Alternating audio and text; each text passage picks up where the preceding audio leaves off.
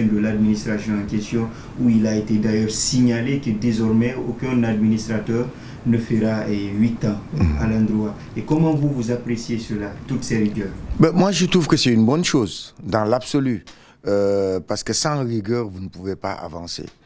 Mais venant d'un président qui gouverne depuis 10 ans, venant d'un président qui dénonce sans arrêt, sans sévir, je trouve que il y a un malaise de ce côté. Je ne suis pas tellement satisfait. Moi, je crois qu'un chef, c'est quelqu'un qui agit, c'est quelqu'un qui prend des décisions, c'est quelqu'un qui sanctionne, c'est quelqu'un qui oriente. Mais vous ne pouvez pas vous contenter, comme le fait en ce moment le président Alpha Condé, de dénoncer. Vous ne pouvez pas continuer à dénoncer. Il y a des tares congénitales dans notre pays qu'il faut rectifier, qu'il faut corriger. Donc moi, je lui demande, lorsqu'il constate que tel ministre, telle structure de l'administration, que ce soit les douanes, le port, le gouvernement, mais qu'il prenne tout de suite des mesures coercitives, rigoureuses. Mais il ne suffit pas de dire « je sais ». Mais quand vous dites « je sais », c'est déjà un constat. Et à partir de ce constat, ben, si vous ne faites rien, si vous voulez, ça perdure. Moi, je dis c'est bien. C'est bien de dire à compter de maintenant. Mais moi, je crois qu'il faut sortir un peu du populisme et surtout de cette façon théâtrale d'accompagner ces sorties médiatiques. Moi, je viens d'un pays où j'ai grandi, le Sénégal, où le président Senghor, à l'époque, il se levait un matin et il faisait les ministères, sans caméra ni rien. Imaginez, le ministre Fodé Mohamed Souma, vous arrivez à votre bureau, on vous dit « Ah, le président de la République est passé ». Bakary Konaté, qui est de l'autre côté, ministre, il arrive, « Ah, le président est passé ». Donc, quand vous savez que le président est passé, vous êtes absent. Il est passé, vous êtes absent. Mais non seulement vous serez assidu, mais vos directeurs, vos subordonnés, mais seront à l'heure. Moi, je crois qu'on n'a pas besoin de faire du battage médiatique ni autant de bruit. Lorsque vous voulez agir, vous agissez concrètement, vous agissez directement. Et c'est ce que je demande au président de faire. Il n'y a pas besoin de caméras, de télé à décrocher, de déclarations pimpantes. Non, vous agissez. Vous arrivez, monsieur le ministre, j'étais à votre bureau à 7 h du matin. Comment voulez-vous que votre département fonctionne si vous êtes absent? Si vous êtes absent, comment voulez-vous savoir qui est présent? Comment voulez-vous mettre la pression sur votre cabinet, sur vos collaborateurs? Eh bien, je vous demande d'être à l'heure. Et je suis sûr que si vous êtes à l'heure, les autres vous emboîteront le pas. Je crois que c'est comme ça, la prévention. Et après, maintenant, vous sévissez. Un ministre qui sait qu'il doit être ici avant ses collaborateurs, qui s'amuse à venir, comme vous savez, l'administration, comment elle fonctionne. Donc, ça veut dire que c'est une pratique à laquelle il faut mettre fin. Et ça demande vraiment d'agir rigoureusement, mais d'une façon pédagogique. Ce n'est pas celui qui ne vient pas, on coupe la moitié de ton salaire, ou bien, non, non, non, non. Je crois qu'il faut savoir respecter d'abord la parole présidentielle, la posture présidentielle, mais aussi respecter les gens, des pères de famille, des gens qui peuvent être plus âgés que vous, etc. Il faut savoir leur parler. Ce n'est pas parce que vous les avez nommés.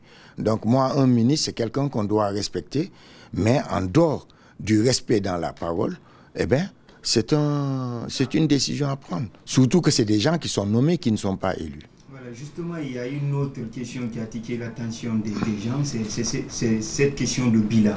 Désormais, il veut qu'il y ait un bilan au niveau de tous les départements ministériels. Aujourd'hui, qu'est-ce que ça signifie pour vous après 10 ans? Franchement, ce n'est même pas après 10 ans. Il y a une confusion des genres. Ce n'est pas le rôle du président de la République, c'est le rôle du Premier ministre. Un président n'a pas à gérer de telles choses. Non. Un président, il déroule une feuille de route, obligation de résultat, et puis surtout des délais. Maintenant, c'est le gouvernement en conseil des ministres, c'est le Premier ministre qui vient lui rapporter. Ce n'est pas à un président de la République de gérer de telles choses. Donc, et puis, à force de vouloir tout contrôler, tout gérer, eh bien, tout nous échappe. On ne peut pas avoir un président omnipotent, omniscient, omniprésent. Non, non. Je crois qu'il faut savoir déléguer. Il faut savoir faire confiance. Il faut savoir choisir les personnes qu'on nomme. Mais vous ne pouvez pas être au four et au moulin. C'est pas possible. Même un père de famille ne peut pas. À plus forte raison, un chef d'entreprise et encore moins un président de la République. Vous ne pouvez pas tout faire. Donc, il faut que vous ayez des personnes. Là, qui va savoir quel est le ministre qui est en retard, quels sont les membres du cabinet en retard? Il faut mettre des structures en place. Ou à tout le moins, obliger les gens à pointer. La machine, là, elle vaut plus de 50 personnes parce qu'elle ne ment pas. Lorsque vous arrivez, eh bien, l'heure est marquée. Mais là aussi, on va dire que, ah oui, quelqu'un d'autre peut pointer à ma place. Eh bien, on n'a qu'à utiliser les empreintes. Moi, je préfère investir dans quelque chose qui va aller dans le sens de l'obligation de résultat. Si c'est pour mettre une carte, Fodé Mohamed Souma peut mettre sa carte et mettre la carte de Bakary Konaté. Mais lorsque c'est l'empreinte, là, vous savez, c'est tracé. Et donc, je crois qu'il faut qu'on aille vers cette forme de professionnalisation pour aller dans le sens de la rigueur. Mais vous ne pouvez pas tout contrôler, surtout dans un pays comme la Guinée, où à chaque fois que vous mettez une barrière ici, le problème des autres, ce n'est même pas ne pas franchir cette barrière, mais c'est d'en créer une autre ou de faire un trou dans cette barrière ou comment sauter par-dessus cette barrière. Moi, je crois qu'on ne peut pas passer son temps à jouer au chat et à la souris. Il faut déléguer et puis sévir. Mais quand vous dénoncez, il faut sévir. Et depuis quelque temps, le président dénonce beaucoup, le président critique beaucoup, le président, on a l'impression que c'est un aveu d'impuissance. Non, un chef, c'est la rigueur, c'est la sanction, c'est vraiment l'orientation. Et j'ose espérer qu'on ira vers ça, même si c'est après 10 ans qu'on a de telles dispositions, mais il faut qu'on y arrive. Vous ne pouvez rien obtenir sans la rigueur et la discipline. Voilà, justement, aujourd'hui, et aspirer à un développement dans les jours à venir devient tout à fait difficile. Quel message aux autorités? Je dirais d'abord qu'il faut que l'un de mes rêves en tant que dirigeant d'un parti qui veut aller à la conquête du pouvoir, c'est de mettre en place une structure. C'est pourquoi je voulais la révision de la Constitution. Une structure qui puisse valider les nominations, qui puisse être qui puisse s'autosaisir pour tout ce qui est crime économique, etc. Comme le Sénat américain, lorsque le président de la République nomme Fodé Mohamed Souma, il faut une structure qui puisse valider, qui puisse donner son quitus. Oui, Fodé Mohamed Souma est bon à ce poste. Fodé Mohamed Souma peut apporter quelque chose au pays. Oui, cette nomination, vous voyez, il faut qu'on en arrive à vraiment pouvoir obtenir une certaine forme de quitus qui va nous apporter non seulement des résultats, mais qui va nous conduire vers la méritocratie. Parce que les personnes nommées, le plus souvent, c'est à la discrétion du chef. Eh bien, il faut que le chef sache que quand on dit en Guinée que le chef est bon, c'est son entourage qui est mauvais, il faut que les gens se rappellent que c'est le chef qui choisit ses collaborateurs.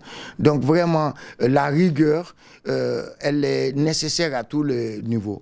En tant que financier, c'est vraiment un credo chez moi, la rigueur dans la reddition des comptes, dans la traçabilité vraiment des écritures publiques. C'est-à-dire que sans rigueur, mais même dans un foyer, c'est la rigueur, l'éducation qui peuvent permettre aux enfants de s'élever dans le cadre de l'école, dans le cadre de l'entreprise. Il faut qu'il y ait la discipline et la rigueur.